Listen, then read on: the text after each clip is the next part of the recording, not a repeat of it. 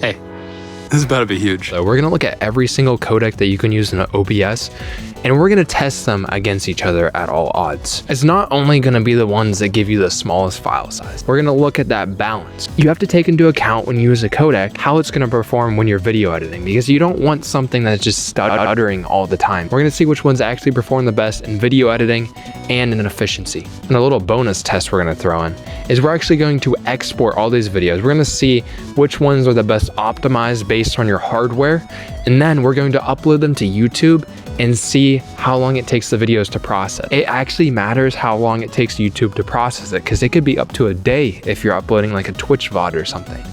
Let's go in and check it out. Come on. I think it's really important to set a baseline with all of this stuff. Technically speaking, the H.264, which for the rest of this video, we're going to be calling AVC. Every device pretty much supports some kind of hardware acceleration for AVC, but we're starting to move towards something a little bit more efficient. The newest thing coming onto the market, and you might have heard about this, is called AV1. Not very much supports it yet, but I think technology is going to quickly become very standard for AV1 in the near future. If you don't have a device that supports hardware accelerated AV1 encoding, the next best option for higher efficiency is HEVC, H.265. Bitrates are the things that makes your files big, and the only thing that determines the quality of your recordings is your bitrate and your codec. So let's quickly go and hop into this, and we're going to take a look at what each codec actually affects. How much different are they at different bit rates? And if you have to use H.264, how does that one perform? So this is the footage that we're going to be using. It's just some Overwatch 2 gameplay. Now this is completely lossless footage. So this is as good as this footage could ever look. This is going to be a very exaggerated way of showing this, but I want to show how each codec breaks down. So we're going to be showing all these at 1440p 60 fps footage at 4,000 kilobits per second. First, let's show the absolute standard, which is AVC. It's pretty obvious to see that 4,000 kilobits per second at 1440p 60 fps is a little bit too much for AVC to handle, but it's important to point out how it breaks down. It's very blocky. It's like it's a lower resolution, but it's still 1440p right now. So let's compare this to HEVC next, which is AVC's successor. You can instantly see that HEVC sharpens up a lot. There is still some blockiness, but how HEVC handles lower bit rates, it tends to blur things a little bit more, which I think looks a lot more visually appealing as opposed to blockiness that comes with AVC. But HEVC is old news. We're gonna go and move on to the new kid on the block, which is AV1. As you can see, the transition from HEVC to AV1 was not nearly as big as the transition from AVC to HEVC. And that's because HEVC is still really solid, and AV1 is just an open source version of what HEVC can do. I personally think the HEVC looks a little bit better. Previously made a whole video about AV1. It's kind of disappointing because until we all get hardware that can actually encode it, we have to rely on our CPU. Now here's them all together. I'm gonna go ahead and slow this down and zoom in a little bit for you guys here so you can really look at these in depth. This is each codec at very low bit rate. Now we're going to go ahead and look at them at what I've found to be a really nice balance of bit rate, so file size, versus quality, especially if you're recording frequently to make these things work. Now this is what I typically record at, 18,000 kilobits per second and in HEVC. I found that this strikes a really good balance of having pretty small file sizes while also not degrading the footage so much that it's not clear or something like that. But obviously it's not perfect. Let's look at lossless footage here. There is a little bit of fuzziness with the compressed footage. It is what it is, but I think it strikes a really nice balance, and nobody is ever going to tell when they're watching on their smartphone or through YouTube compression in general. You know, I also really appreciate that my file sizes aren't absolutely ginormous. Look at this lossless file. So this footage is 5 minutes, 44 seconds long, and it's 20 gigabytes. Let's just say that this would be 800 megabytes for 6 minutes compared to 20 gigabytes for 6 minutes. If you're asking me, I'm gonna take the compressed footage every time. But let's get back into the testing, because I bet you guys are wondering why I don't use AV1. And that's because I don't have anything that can hardware accelerate AV1. So I have to encode it on my CPU. Even at the second fastest preset, 11, it still spikes up quite a bit. Now, I will say that since the last video I made about AV1, the SVT encoder has gotten better. And that's awesome to see, but it's still not at this point where I can reliably trust it because it spikes a lot. At times, it might only use 20% of my 12-core 24-thread CPU, but at other times it might jump up to like 40 or 50, and in that spikes, you can drop frames, and that's just something that, for me, recording footage, I don't want to trust. So I would rather use HEVC, which has hardware acceleration on my GPU. This is in no way to get me wrong, though. If you have hardware acceleration for AV1 on your GPU or something, I would definitely recommend using it. There's really no reason not to, and you'll probably get better results than I did using it on my CPU because I had to use a fast preset. And at some point in time, you'll be able to live stream with it, which just makes it better and better because you'll never be able to do that with HEVC. HEVC is pretty much limited to just recording locally.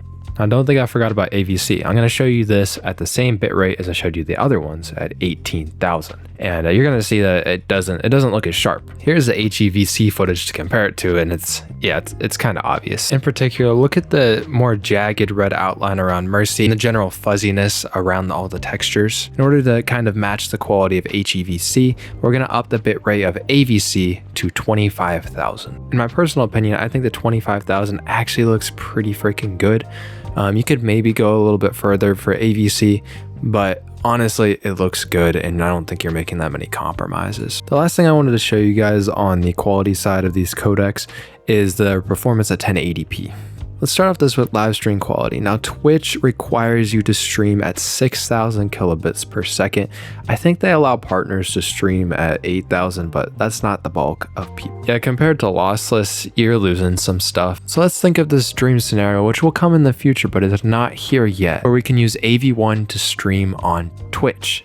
From what you can see in this freeze frame, it doesn't actually look that much better in motion, but if you see like the static parts, like the gun on the bottom, it is very sharp. That is where AV1 is going to be awesome. And at very low bit rates, it looks so much better, as you saw earlier in the video. Again, I have to preface that by saying this is using a very fast preset on my CPU. So technically speaking, I don't have any method of testing this, but it could look better with hardware acceleration, so keep that in mind. For someone who doesn't live stream and you don't really care about that, here is what things would look like if you record locally. Let's just run this off really quick. I would recommend using 15,000 kilobits per second for 1080p 60 FPS footage for HEVC and AV1.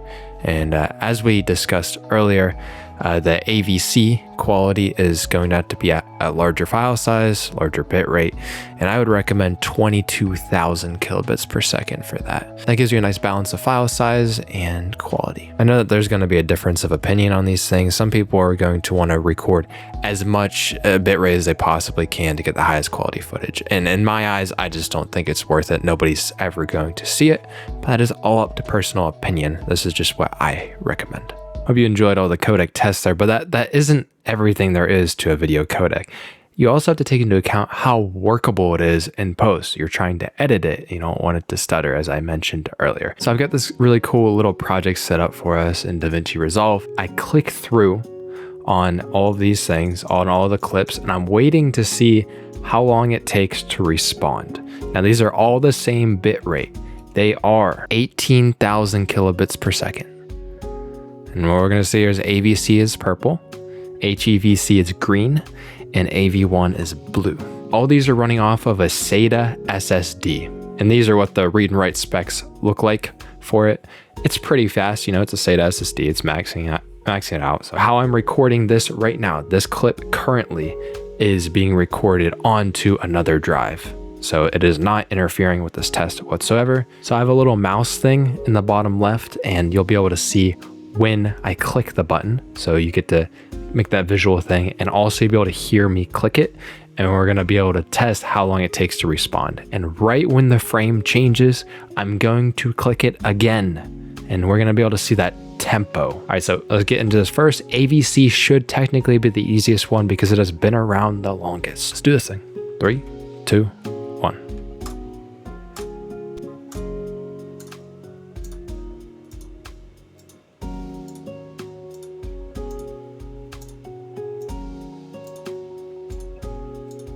It seems like it's performing pretty well, so let's move on to HEVC. No major stutters. Here's HEVC. Now these are all the exact same clip too, literally the exact same length as well. All right, so let's go here.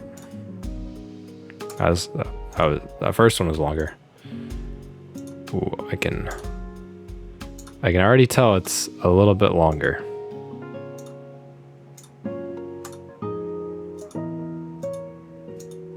Now the thing about this test is it is pretty subjective. It's not scientific, but the feel that you get from editing a clip is really important. I can feel the HEVC is slower. Okay, now we're on AV1.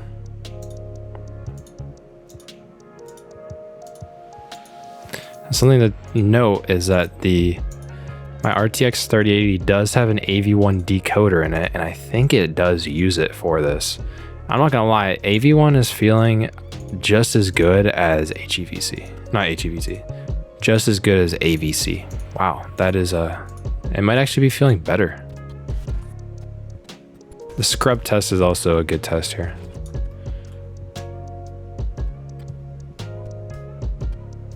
My God, it actually feels better.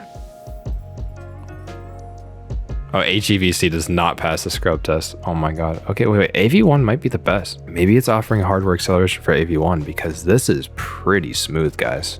And this is just as compressed as the HEVC when it comes down to it. That impressed me. I did not expect that. What if AV1 is really workable? Another test that I have for you guys is actually a small edit. So I just cut together some clips and it's gonna jump in time, and that can be pretty straining on the system. If you have faster storage, it's always better. The random reads and writes are better for that, I'm pretty sure. This is gonna be a small edit. These are all edited at the exact same points. Okay, so these are like the exact same tests. And in order to stress this a little bit further, the markered clip, so this one that has the blue marker on it on each of these is the one that I pulled from way forward in time and I pulled it back in time. So that also causes a little bit more stress. So we're gonna do the same thing. These are all the exact same edit. We're gonna start with AVC first. 3, 2, 1, go. Clean cut. A little bit of stutter there. That was the one further in time. That one looked fine. There is some stutters.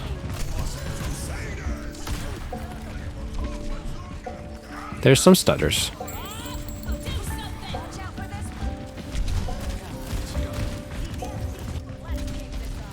There's like a stutter there. There's like a major stutter there.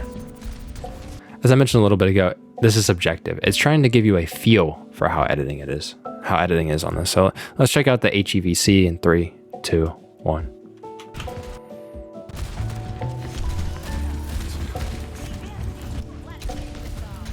That seemed pretty similar.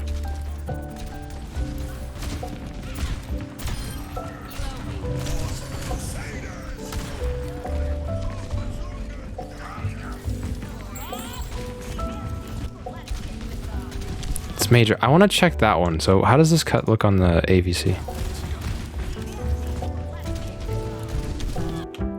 Okay. It's pretty similar on both of them. It's pretty similar. Okay, so let's check out AV1. It's gonna be our last test here.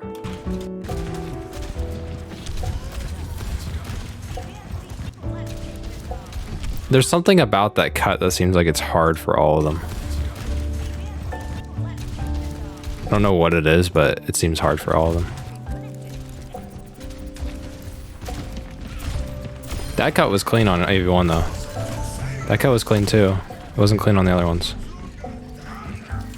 Yeah, let's check this. Let's run this cut back. So this one on HEVC. Well, it looked good there. That one looked good. That looked good. Those look the same pretty much. Let's check that cut out on here. It's a little stuttered on AVC. Okay, and it stuttered on the last one, so let's check the last cut on all of them. It stuttered on HEVC. Dude, AV1 performed the best. Wow.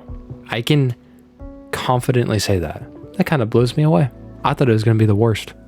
So, guilty as charged. That may be because I have hardware decoding on my GPU. I don't have hardware encoding on my GPU, but I have hardware decoding. I want to see with all of these edits how the decoder looks on my GPU. So there's video decode in here. That's what we're going to be looking at.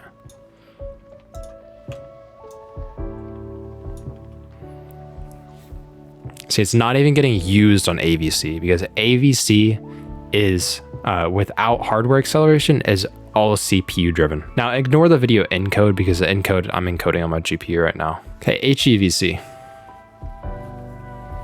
I mean, it's not using the decode at all. So the hardware acceleration doesn't exist. See, it uses my GPU. Okay, I'm not crazy. Okay, yeah, it does use the GPU. So if you have a 3000 series GPU, I'm gonna throw this up in post, RDNA 2 cards, so AMD 6000 series, if they had AV1 decoding, I'm not 100% sure, but I'll throw that up in post. In the free version of DaVinci Resolve, they lock off all hardware acceleration to H.264 and 265, but they will let you use AV1 hardware acceleration. Overall though, with this test, the HEVC was harder on the scrubbing. It was the hardest one to run, but the AVC and HEVC were pretty similar in the edits, not that different, all things considered. And then AV1 just kind of won it all because it has decoding. Now, if you have the paid version of Resolve, this might be different for you, but I'm speaking to the mass population here, and the bulk of you guys probably don't have the paid version of Resolve. If you have a 3000 series GPU, it might run really well for you if you use AV1. You're gonna have a hard time encoding AV1 because there's no hardware acceleration. How do you get the footage in AV1? Well, you got to rely on your CPU, so that's the only problem. Now I want to do another test, and this is going to be just an edit where I render out the file as H.264 and H.265. Unfortunately, in Resolve, they do not support exporting AV1. Those files we're going to upload to YouTube, and we're going to see how long, one, it took us to export it, and two, how long it takes YouTube to process it, because that's really important. Based on how long your footage is, it could take up to a day how long it takes YouTube to process it. So if one codec actually processes faster on YouTube, that is a big deal. So let's get into that test. Some Overwatch gameplay. I cut it up to a 4-minute 40-second video, and what we're going to do is actually take the YouTube preset 1440p preset, and we're gonna take this in H.264, H.265, so AVC and HEVC, and we're gonna do it in the MP4 container. To preface these results, H.264 is very CPU heavy, at least in the free version of Resolve, because there's no hardware acceleration for your GPU. Now, that is opposed to 265, which is very GPU heavy. It tries to use the encoder, even though it seems right now, and for quite a while, there has been a driver issue with 3000 series GPUs rendering in the free version of Resolve, which actually makes it slower. So in this test, you'll see here that 264 actually rendered in 3 minutes flat, and 265 rendered in 3 minutes 46 seconds. So a clear distinction in the amount of time it took. Now onto the upload test. I mean, the upload itself, it kind of varies, and I wouldn't rely on it being the same every single time. It took the 264 file to upload at 2 minutes 23 seconds, and it took the 265 to upload at 2 minutes flat, or 2 minutes 6 seconds. Not really a huge difference. I wouldn't really chalk that up to anything. The interesting one here is the processing test, and these were different. H.264, and this surprised me. I don't know how consistent this is going to be, but at least for my anecdotal test here, 264, 55 minutes to process. It took 265, 51 minutes to process. Is a difference. Is it enough to be worried about? I don't think so, but this was the interesting result. And this surprised me that 265 overall performed better. The render time took a little bit longer, but that is kind of subjective to whatever hardware you have as well. The processing test on YouTube, it was faster. I wonder if that's consistent though. Let me know with your guys' experiences in the comments to see which one actually processes faster for you. And if you're using the YouTube preset in DaVinci Resolve, there is actually dramatic differences in the quality of the footage. I completely recommend to always use the 265. You can see here that in 264 there's like a blockiness, and 265 there isn't blockiness. That's because it's using the same bitrate for both of them. As we discussed earlier in this video, 265 is just a way more efficient codec, and you're gonna have way better quality using that preset in DaVinci Resolve. It's also kind of crazy to note that only a 4-minute 40-second clip took YouTube 50 minutes to process, so just be ready for that. And this was 1440p 60, so if you're uploading at 1080 60, it'd probably take less time. I'm pulling this out of left field. I actually went into Handbrake and I transcoded one of these files to AV1. So I actually uploaded an AV1 video to YouTube, and we found out here it went very fast. Okay, it took less than this time, and it's processed currently right now. The other ones didn't take that little amount of time, but there's a whole bunch of different reasons why this could have been the case. So it could have been just a low time that not many videos were being uploaded, so it had faster processing time.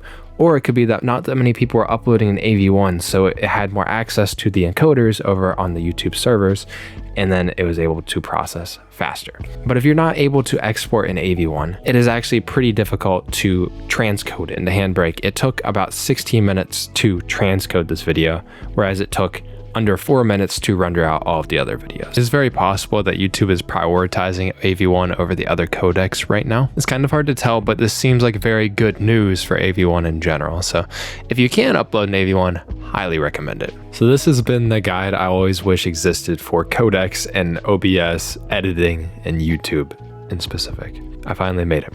And after all this, we can take a retrospective of everything we learned in this video and bring it all together and find what's best. You have to take into account whenever you're recording that you always want something reliable and something efficient.